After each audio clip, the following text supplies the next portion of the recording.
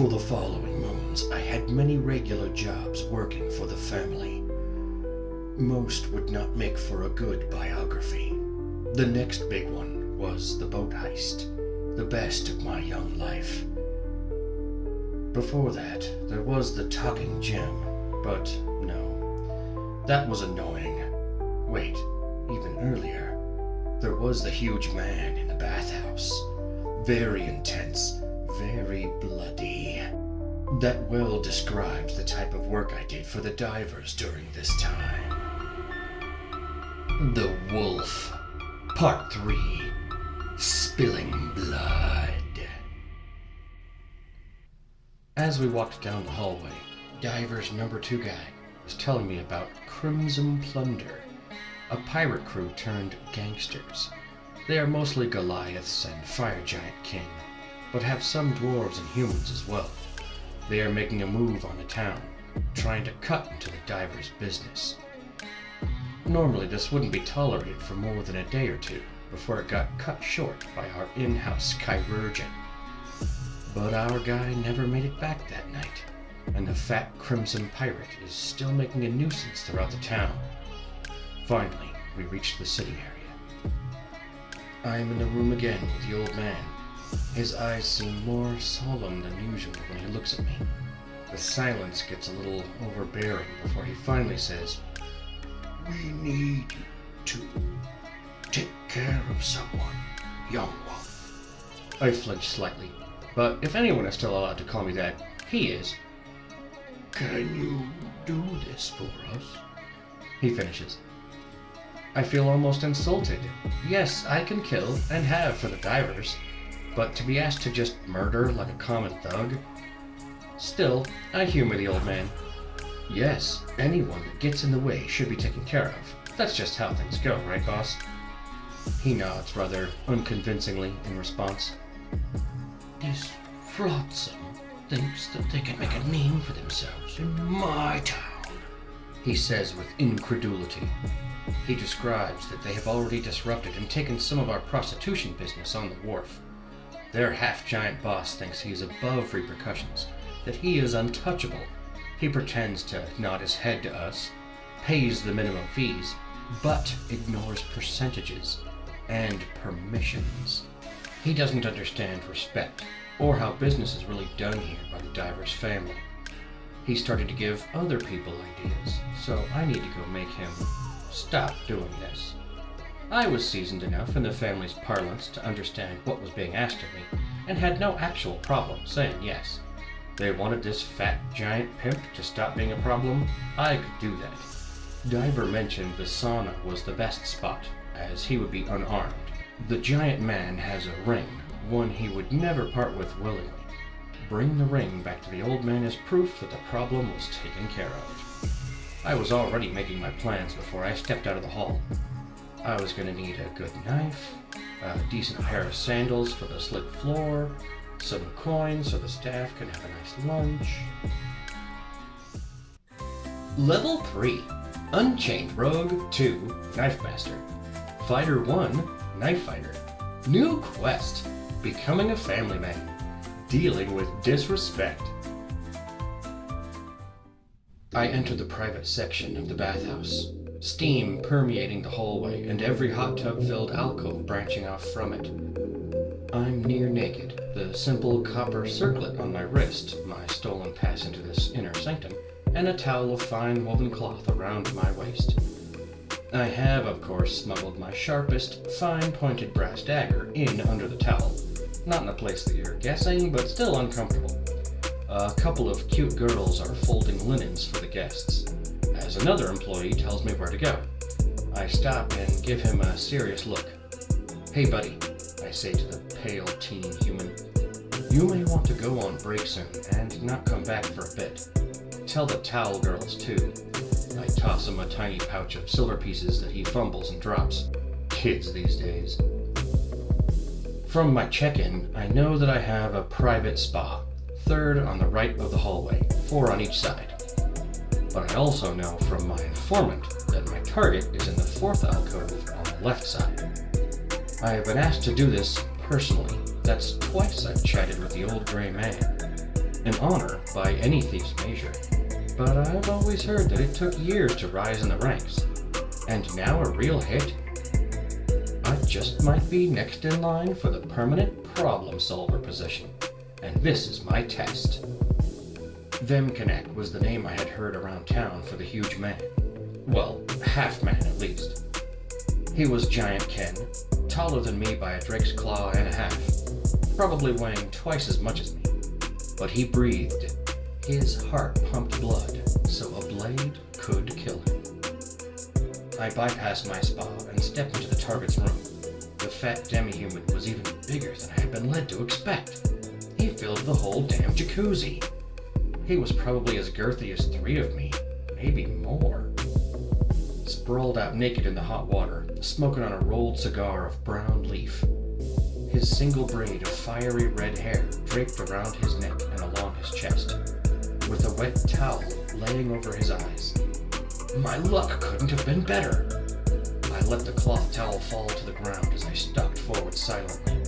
My best, perfectly balanced, bright, shiny brass deck now revealed in my hand.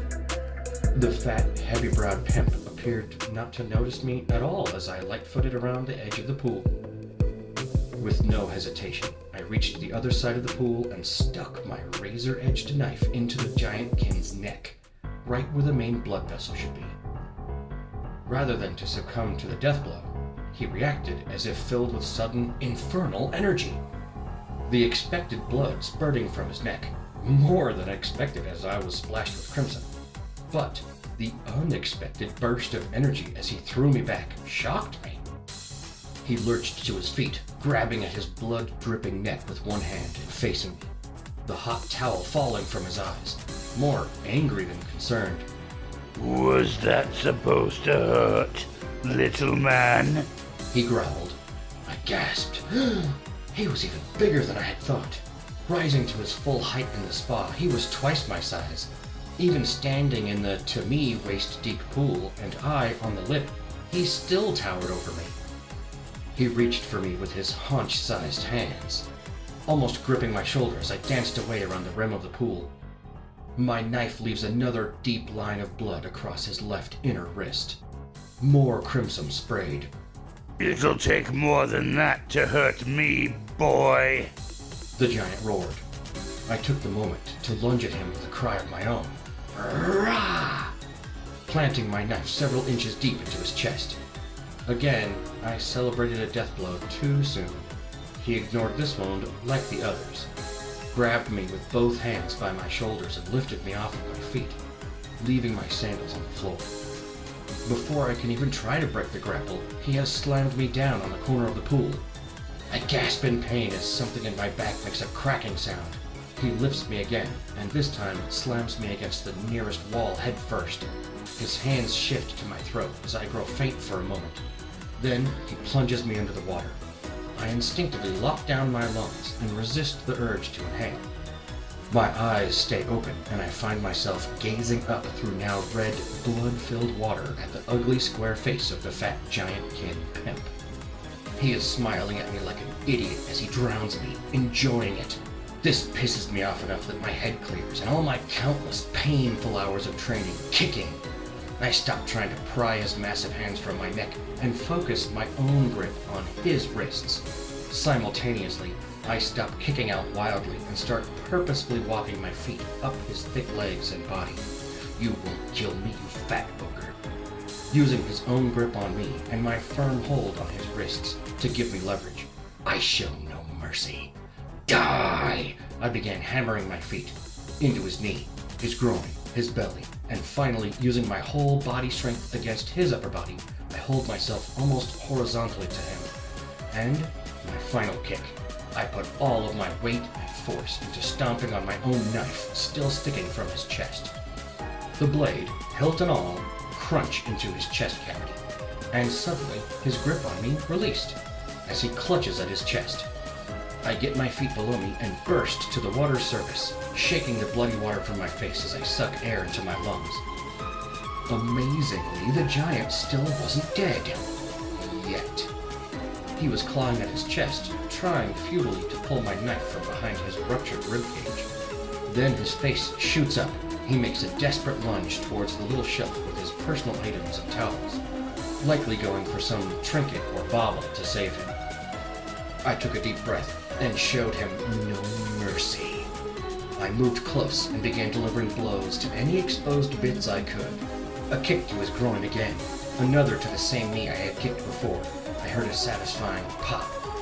He struggles towards the edge, but I drag him back into the pool by his long braid of red hair, away from whatever he is desperately grasping for. I swoosh backwards, away from him then, through the ever-deepening crimson water, as he flails back in my direction with one hand. Finally, the massive lump of dying giant falls forward towards me, back into the pool. I take no chances and deliver a series of rabbit punches to the back of his huge head, driving his face further under the water. I then scramble away and out of the pool. I watch the twitching, grotesque hulk until it stops moving entirely, succumbing to the blood loss, his still gaping chest wound, and or drowning. I care not which. Only then do I look down at myself. I am covered head to toe with clotting, runny blood, watered down but still crimson rivulets streaking off me. With a snarl, I stalk back to the cubby near the entrance and cover myself with a giant-sized towel, my back making a clicking sound accompanied with shoots of pain as I stand upright. I was gonna need both my potions to fix this. I made an honest attempt to turn the giant over and retrieve my blade, but to no avail. His bulk had settled into the bottom of the pool. I then focus on his hands and fingers. Huge and swollen as they appear to me, the ring I am tasked to retrieve is stuck on his dead hand and will not come off. I scanned the little shelf that Vemkanek was reaching out to before his death, hoping for something. Noticing some other folded textile in the alcove, I found a piece of custom clothing the giant apparently did not trust with the establishment to hold for him. A single long cloth sash. Noting the bear motif and fine embroidery, I take the giant's personal sash and sling it over my shoulder. I then look further for some kind of tool. Indeed, I found more. Alongside the sash is a fey powder kit. Seems right that he was an addict. I throw the powder and the flat obsidian mirror onto the floor of the spa, breaking into pieces. Perfect! I carefully pick up a shard and turn back to the bloody task. I couldn't remove the ring, so I removed the finger entirely. With the ringed digit of the dead monstrosity in hand, I hold my head high and exit the bath.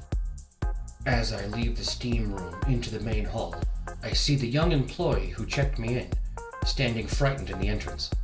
He must have not taken my earlier advice, but at least the rest of the staff was absent. Of course, he had heard the fight. I am sure other patrons were hiding in their personal spa rooms as well, waiting for the violence to pass.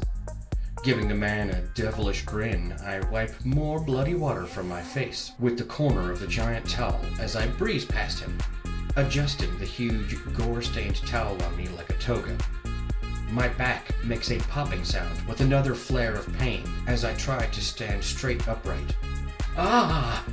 First place I am going is my stash spot with cure gourds. I wrapped the giant's bear-themed sash around me as well for more support, cinching it tight. That feels a little better. At least I can walk without limping. Then I disappear into the city streets. Becoming a family man. Dealing with disrespect. Completed. I admire the strange scene, as my little green-skinned associate is in some kind of trance. She is stroking my new light blue sash, her small, manicured goblin fingers tracing the runes hidden within the embroidery. All the while, chanting her witchy words that I could never quite make out. When I first brought it to her, she could tell right away that it was magical. I hadn't even noticed that it came through all of that carnage without a spot of blood. It was good, sturdy silk cloth, with excellent golden embroidery depicting a bear. On one side, the bear was eating fish, the other side scratching its back on a tree, and on the front was the bear's face snarling head-on. Eventually, Blight Eye my goblin witch friend, came back to our world and told me about what she saw in the life history of this fabric. The spirit of a bear was woven into this sash. She could not discover the sash's true maker or origins, but the bear spirit told her about its journey, breathing life into great warriors over the years. The spirit saw its current form as the fulfilling of a promise it made long ago. Breathing life? So it heals or regenerates? I asked excitedly. Not exactly. But it will make you tougher. Recover somewhat faster. She said in a still kind of distant tone, almost like she was conversing with some unseen person while also talking to me. She then explained that after a day or two of wearing the sash, the bear spirit will reach harmony with mine. Then I will feel the spirit's true effect. She leaned in and whispered what price I could potentially get if I was interested in selling it. My eyes went wide and stayed that way until long after I left my friend. A small fortune? I could buy my own boat. No, this was my sash. I had earned it. I adjusted the sash on my waist to function as a belt loop, and found it to fit me better today. How odd. The bear's face now looking forward, and the ends tied behind my back in a tight knot. It was quite sturdy, able to hold my pouches and sheath straps easily. If any warrior soul is going to harmonize with the golden bear spirit, it will be mine.